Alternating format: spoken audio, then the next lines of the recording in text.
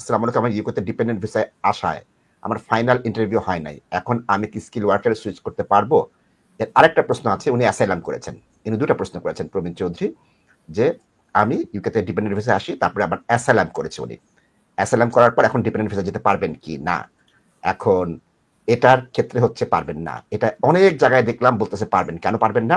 আমি চলে যাই, দেখাই দিই আপনাকে কেন পারবেন না। Skill worker switch. সুইচ মানে কি? এই ভিসায় কোন ভিসাতে আসতে পারবেন? যে কোনো ভিসাতে আসতে পারবেন যদি কিছু কন্ডিশন আপনার না থাকে। যেরকম ভিজিট ভিসা থাকলে আপনি পারবেন না, শর্ট টার্ম স্টুডেন্ট ভিসায় পারবেন না, প্যারেন্ট চাইল্ডহুডে পারবেন না, সিজনাল ওয়ার্কে পারবেন না, ইমিগ্রেশন বেলে পারবেন না। প্রত্যেক অ্যাসাইলাম সিকারকে বেইল 201 দিয়ে দেওয়া হয়। আপনি রিপোর্টিং করলেন কি করলেন না সেটা বিষয় না, কিন্তু ইমিগ্রেশন বেইল দিয়ে দেওয়া হয়। এটা অ্যাসাইলামের একদম ইনগ্রেডিয়েন্ট।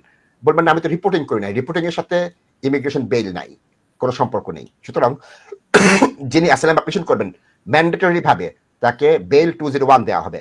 বেল 201 যে থাকবে সে এই ভিসায় সুইচ করতে পারবে না। এই বিষয়টা অনেকেই জানেন না।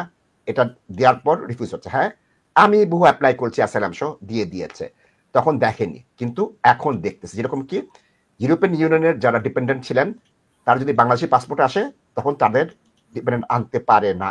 যদি তারা ইউরোপিয়ান পাসপোর্ট হয় তখন ডিপেন্ডেন্ট আনতে পারে। এই আইনের সাথে আমি একমত নই। আগে এটা দিয়ে দিত, বহু ক্লায়েন্টের হয়েছে, এখন রিফিউজ করা শুরু করেছে।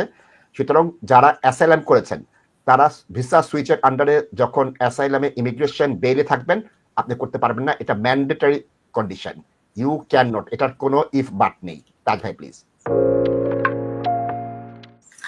নাসিব ভাই, ইমিগ্রেশন বেলটা হচ্ছে কি দর্শক, ইটস কন্ট্রোভার্সিয়াল। একটু অনেক সময় ওইটা চ্যালেঞ্জ করলে হোম অফিস হয়তো ওইটা উইথড্র করে, তারা বলে যে রংলি তারা ইস্যু করছে। কারণ কেউ যদি লিভ থাকা অবস্থায় যদি অ্যাসাইলুম অ্যাপ্লিকেশন করে, অনেককে কিন্তু ইমিগ্রেশন বেল ওরা সার্ভ করে না।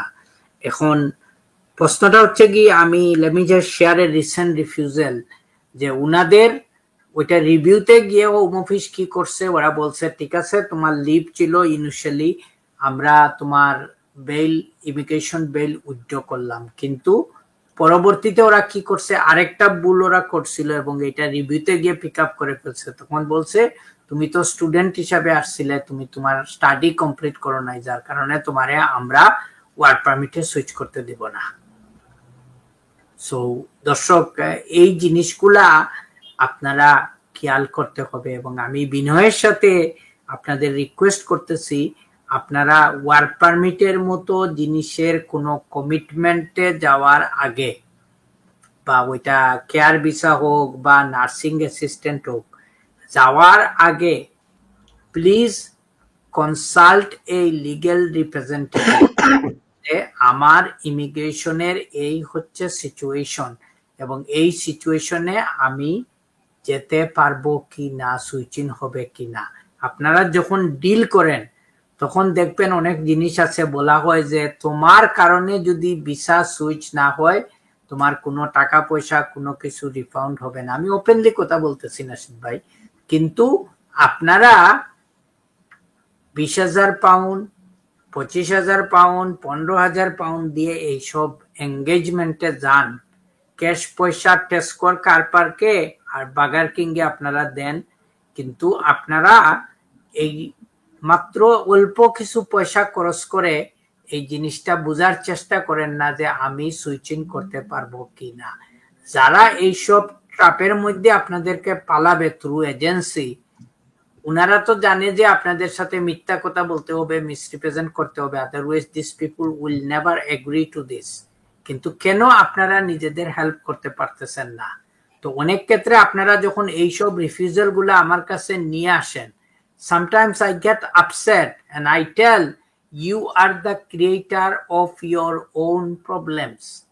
লেখাপড়া সব জানেন, বুদ্ধি আছে, সব কিছু 3C 3D সব কিছু জানেন, কিন্তু এই জিনিসটা কেন বুঝলেন না before you gone into any commitment? তখন নাসিব ভাই ওইসব জিনিসগুলা ভেরি ডিফিকাল্ট হয়ে যায় আপনাদের জন্য। এই টাকাগুলা অনেক কষ্ট করে আপনারা রুজি করেন, কিন্তু অনেক ক্ষেত্রে দেখা যায় যে এই টাকাগুলা আপনাদেরও না, কাজে আরেকটা ব্যাখ্যা চাচ্ছি আপনার কাছে, এটা অনেকেই বুঝবেন, আপনি একটু ব্যাখ্যা করে দেন লাস্ট কন্ডিশনটা।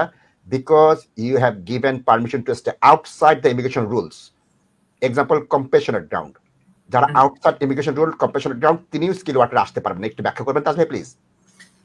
আপনাকে যদি কোনো বিশেষ বিবেচনায়, মানবিক বিবেচনায় আপনাদেরকে যদি স্টে দেওয়া হয়, কেউ হচ্ছে মনে করেন যে victim of human trafficking, modern slavery, আপনাদেরকে নর্মালি শর্ট টাইমের ভিসা দেওয়া হয়, আপনারা পারবেন না, বা আপনাদেরকে মানবিক বিবেচনায় আপনাদেরকে 10 ইয়ার রুট সেটেলমেন্টের 30 মান্থসের ভিসা দেওয়া হয়, আপনারা এইগুলা করতে পারবেন না। এবং এইটাও নাশিদ ভাই, it is a recent problem. মানে আমরা হচ্ছে কি এমন অবস্থায় পড়ছি, মানে আমি পাইছি তে পাই। এই যে ছোটকালে পড়ছিলাম যে একটা ব্যাংক খাইতে খাইতে পরে দেখা গেছে তার পেট প্লিজ আপনারা রাগ করিয়েন না, কিন্তু আপনারা যেটা পাইছেন বিশেষ বিবেচনায়, যে লাস্ট যেটা নাশিদ ভাই দেখাইছে, এটা হচ্ছে হোম অফিসের কাছ থেকে আপনারা একটা চ্যারিটি পাইছেন, ওরা বিশেষ বিবেচনায় আপনাকে দিচ্ছেন, কিন্তু এটা নিয়ে আপনি হ্যাপি নাই, আপনি আরো বেশি খাইতে চাইতেছেন, আরো বেশি তাদের কাছ থেকে চাইতেছেন, তখনই আপনারা এই রিফিউজাল গুলা খান। ধন্যবাদ তাজ ভাই, ধন্যবাদ তাজ ভাই। আমি যাচ্ছি আপনার কাছে, 5 মিনিট সময় আছে, আপনি লিগ্যাল এইড কে পায় কে পায় না একটু ব্যাখ্যা করবেন প্লিজ। ফ্যামিলি লিগ্যাল এইড দর্শক, লিগ্যাল এইড বর্তমানে হচ্ছে কি খুব restricted and it is very poorly paid, এবং যারা ক্রিমিনাল প্র্যাকটিসে আছে দর্শক, এবং ওনারা অনেক সলিসিটার্স ফার্ম কিন্তু লিগ্যাল এইডের কোনো কাজ করতে চায় না, অনেক ব্যারিস্টাররাও এগুলা লিগ্যাল এইডের কাজ করতে চায় না, because it is very poorly paid. And I probably thinking that I made a right decision many years ago. I don't want to do criminal legal aid. Criminal legal aid I কাজ করছি দীর্ঘ 5 years plus, but rather than the legal aid rate going up, it was going down. এখনো আমার বাচ্চাদের নিয়ে যখন দর্শক আমি বিভিন্ন জায়গায় যাই বেড়াইতে, অনেক সময় সুযোগ হইলে, তো তাদেরকে বলি যে এই পুলিশ স্টেশনে আমার মনে আছে আমি 5 ঘন্টা আউটসাইড ওয়েটিং এরিয়ায় ঘুমাইছি, এই ম্যাজিস্ট্রেট কোর্টে আমার মনে আছে আমি সারা দিন ছিলাম। there is another story আমি জীবনেও বলতে পারবো না নাশিদ ভাই, I was in Mansfield, একটা ক্লায়েন্টকে আমার ওয়ারেন্টে অ্যারেস্ট করছে, and that was back in 2003 if I remember correctly nasheed ভাই। Then by the time the police interview finished, it was winter time. I did not have enough money in my pocket to go for a hotel accommodation. All the local train services stopped. So Mansfield onek dur dorshok, oita Nottingham er oidike. How would I come back to London? It was very difficult struggle for me, but eventually I did arrive in London on that night. So যেগুলো হচ্ছে কি লাইফের কষ্ট এবং ইতিহাস নাশিদ ভাই। So যেটা দর্শক হচ্ছে কি, নাও ফ্যামিলির ক্ষেত্রে দর্শক, আপনার যদি আজকে বলেন আপনার বাচ্চা নিয়ে নিছে সোশ্যাল সার্ভিস, যেটাকে আমরা কেয়ার প্রসিডিংস বলি, এইটা স্ট্রেইট ওয়ে আপনি লিগ্যাল এইড পাবেন। আপনি যদি ধনী মানুষও হন, আপনি ওইটা লিগ্যাল এইড পাবেন, আপনার কোনো কন্ট্রিবিউশন দেওয়া লাগবে না। আরেকটা ক্যাটাগরি হচ্ছে কি, যারা ভিকটিম অফ ডোমেস্টিক ভায়োলেন্স, যাদের পুলিশের কেস রেফারেন্স আছে, মানে ক্রাইম রিপোর্ট আছে, বা যাদের কাছে ডকুমেন্টারি এভিডেন্স আছে যে উনারা ডোমেস্টিক ভায়োলেন্সের victim, for example non molestation order যদি ফ্যামিলি কোর্ট থেকে থাকে, আপনারা সাবজেক্ট টু ইয়োর মিনস, যদি আপনাদের ইনকাম বেশি না থাকে, আপনারা লিগ্যাল এইড পাবেন। এই দুইটা জিনিস ক্লিয়ার। বাকিগুলা সব হচ্ছে কি এক্সেপশনাল কেস ফান্ডিং। এখানে অনেক সময় আপনার ইমিগ্রেশনও ঠিক নাই, কিন্তু লিগ্যাল এইডের ক্ষেত্রে এইটা নাই যে আপনার ইমিগ্রেশন ঠিক নাই এবং আপনাকে ওইটা রিফিউজ করে দিবে because you are not legal in this country, কিন্তু সবাই লিগ্যাল এইড পাইতে পারেন। এটাকে ইএসএফ বলা হয়, এক্সেপশনাল কেস ফান্ডিং। আমরা এভিডেন্স দিতে হয়, আমরা স্টেটমেন্ট দিতে হয়, এবং লিগ্যাল এইড বোর্ডকে আমরা স্যাটিসফাই করতে হয় যে এই লোকটার দেওয়ার কোনো ক্যাপাবিলিটি নাই, এবং এটা কেসটা অনেক কমপ্লিকেটেড এবং সে ওইটা পাবে না। অনেক সময় ভালো জাজ পাইলে আমরা কিন্তু ওই যে প্রাইভেটলি যে কেসগুলা করি, জাজকে রিকোয়েস্ট করি যে আপনি একটু অর্ডারের মধ্যে একটু লিখে দেন না যে ওই লোকটার ফাইন্যান্সিয়াল ডিফিকাল্টিজ আছে, ও লিগ্যাল এইড কনসিডার করার জন্য, তো ওইটা হইলেও আমাদের জন্য অনেক ভালো হয়। আরেকটা ক্রাইটেরিয়া হচ্ছে কি, যেখানে আপনাদের ব্রিটিশ সিটিজেন চিলড্রেন আছে, যদি লাক অফ প্রপার রিপ্রেজেন্টেশন যদি আমরা যদি স্যাটিসফাই করতে পারি ওই বাচ্চারা সাফারিং করবে, তখন ওইগুলা ওরা বিশেষ বিবেচনায় ওরা কনসিডার করতে পারে। এমন হয়েছে কি, মনে করেন আপনার ওয়াইফ আপনার এগেইনস্টে 5টা ডোমেস্টিক ভায়োলেন্স আনছে, you are denying all of ইট।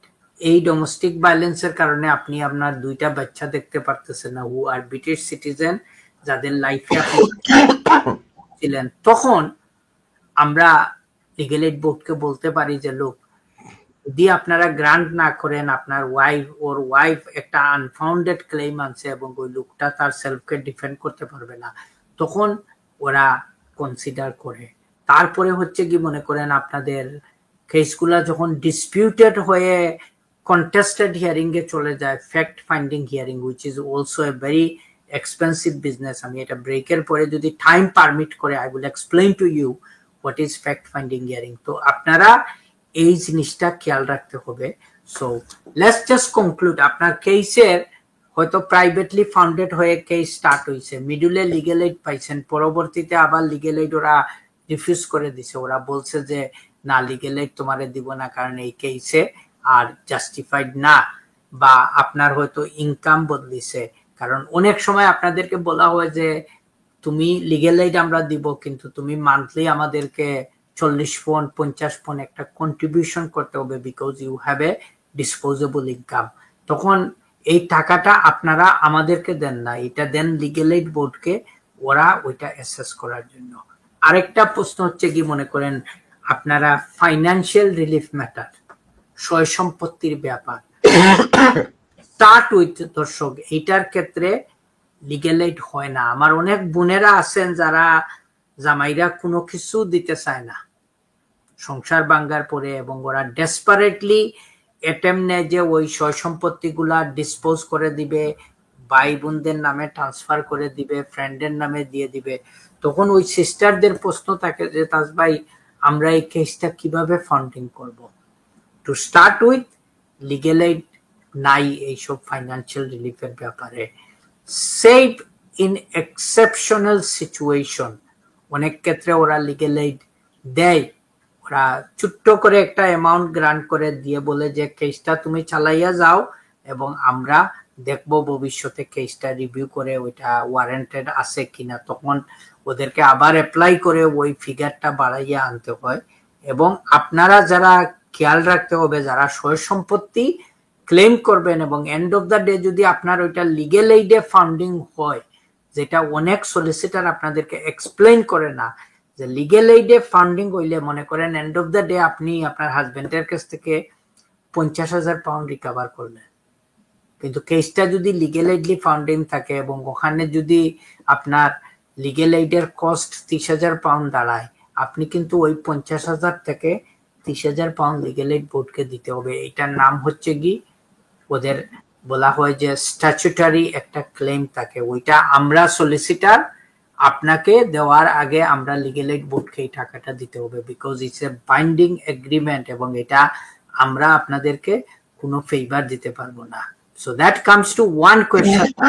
আপনারা অনেক সময় বলেন যে তাজ ভাই, আমি তো চাইছিলাম 100,000 পাউন্ড এবং একটা গড়, আপনি কেন একটা গড় এবং 20,000 পাউন্ড নিয়ে আপনি মেনে নিলেন, আমি তো লুজার হয়ে গেছি। তখন ওই সিস্টারদের আমি এক্সপ্লেন করতে হয় যে দেখেন, আমি কেস ফাইট করতে পারবো, কোর্টে যাব, ট্রায়াল হবে, কিন্তু লিগ্যাল এইডের বিল শুধু বাড়বে বাড়বে, এন্ড অফ দ্য ডে আপনি কিন্তু বেনিফিটেড এটা থেকে হবেন না। সো এই সেম রিজনটা হচ্ছে কি, লিগ্যাল এইড বোর্ডকে আপনারা পে করে দিতে হবে। তারপরে আমরা তো চাই আপনাদেরকে এটা হেল্প করার জন্য, কিন্তু অনেক নিউজ আর্টিকেলস আছে, আপনারা লিগ্যাল এইডের ব্যাপারে দেখতে পারবেন, whether it's a criminal, family or any other type of legal aid, ইমিগ্রেশনেরও বলতে পারেন, যে আপনারা গুগল করে দেখবেন যদি কারো ইন্টারেস্ট থাকে, যে because of their bureaucracy, supervision, poor rate of payment, the many solicitors firms, they do not want to do legal aid work because it's just too much of an headache and it's too much for nothing when it is very poorly paid এবং তাদের অনেক accountability আছে। ওই জিনিসটা আপনারা খেয়াল রাখতে হবে এবং এটা ভেরি স্ট্রিক্ট ক্রাইটেরিয়া। মনে করেন আমাদের আর্লি লাইফে যখন আমরা লিগ্যাল এইডের কাজ করতাম তখন এইসব কিচ্ছু ছিল না, তখন ওইটাকে বলা হইতো ওই 90s এর দিকে বলা হইতো গ্রিন ফর্ম, একটা এক পেজের একটা ফর্ম কমপ্লিট করলেই ওইটা কাজ করা যাইতো। বা অনেক সময় লিগ্যাল এইডের কন্ট্রাক্ট থাকলে আমরা আমাদেরকে সেলফ সার্টিফাই একটা অ্যামাউন্ট গ্রান্ট করে কাজ করতে পারতাম। That is no longer possible. এই যে আপনাদের অ্যাসাইলুমের কোয়েকশনার, আমি 90s এর গল্প বলতেছি আপনাদেরকে, তখন কিন্তু 6 থেকে 7 আওয়ার সময় কিন্তু দিত ওরা একটা অ্যাসাইলুমের ইন্টারভিউর জন্য, একটা ক্লায়েন্টকে প্রিপারেশন করার জন্য। কিন্তু ওইসব নাই এখন। মনে হয় পুরো একটা অ্যাসাইলুম কেসেই 5 না 6 ঘন্টার বেশি সময় নাশিদ ভাই ওরা দেয় না। সো দর্শক, I hope it explain the position. এবং আপনারা বিনয়ের সাথে রিকোয়েস্ট করতেছি, আমরা যারা লিগ্যাল প্রফেশনালস আছি, আমরা যারা অনেস্টলি আপনাদের সাথে প্র্যাকটিস করতে চাইতেছি, আমাদের রুল রেগুলেশন আছে, এগুলো আমরা মানতে হয়। সো প্লিজ আমাদেরকে আপনারা আননেসেসারি এই সেই বলে ব্লেম করবেন না, আমাদেরকে বলবেন না যে কেন লিগ্যাল এইড পাইলাম না, বা কেন আমি প্রাইভেটলি পে করতে হবে, কেন আমার লিগ্যাল এইড কভার করতেছে না। আমি চেষ্টা করছি আপনাদেরকে ইন নাটশেল এক্সপ্লেন করার জন্য, because end of the day আমরাও রুল রেগুলেশন মানতে হয়, আমরা আইনের বাইরে যেতে পারবো না। দেয়ার আর সো মেনি রেস্ট্রিকশনস। যেমনই আমরা এই প্রোগ্রামে আপনাদেরকে অনেক সময় বলি যে এটা কাগজপত্র নিয়ে আমাদের সাথে দেখা করেন, অনেক সময় আপনাদের কনফিডেন্সিয়াল জিনিস আছে যেটা লাইভ বলতে পারি না, বাট আপনি যদি আমার রুমের ভিতর আসেন, what I discuss between you, me and my member of the staff, এটা বাইরের কেউ জানতে পারবে না। সো ওই জিনিসগুলা বিনয়ের সাথে রিকোয়েস্ট করতেছি, ব্রাদার্স এন্ড সিস্টার্স, আপনারা সবাই বুঝা দরকার, বুঝা উচিত। এন্ড আমি ব্রেকের পরে যদি সময় পারমিট করে I will explain the other areas. ধন্যবাদ, ধন্যবাদ।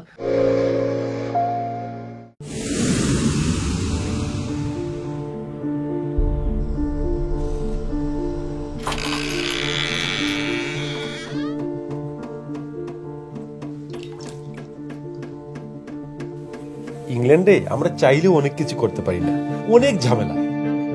হায় রে হায়, লন্ডনের এই জীবনে ঝামেলার কোনো শেষ নাই। আমি লাল, আমার ইমিগ্রেশন, ঘর, ব্যবসা সবকিছুর ঝামেলার সমাধানে সবসময় পাশে আছে তাজ solicitor. Taj Solicitors. Believe in service.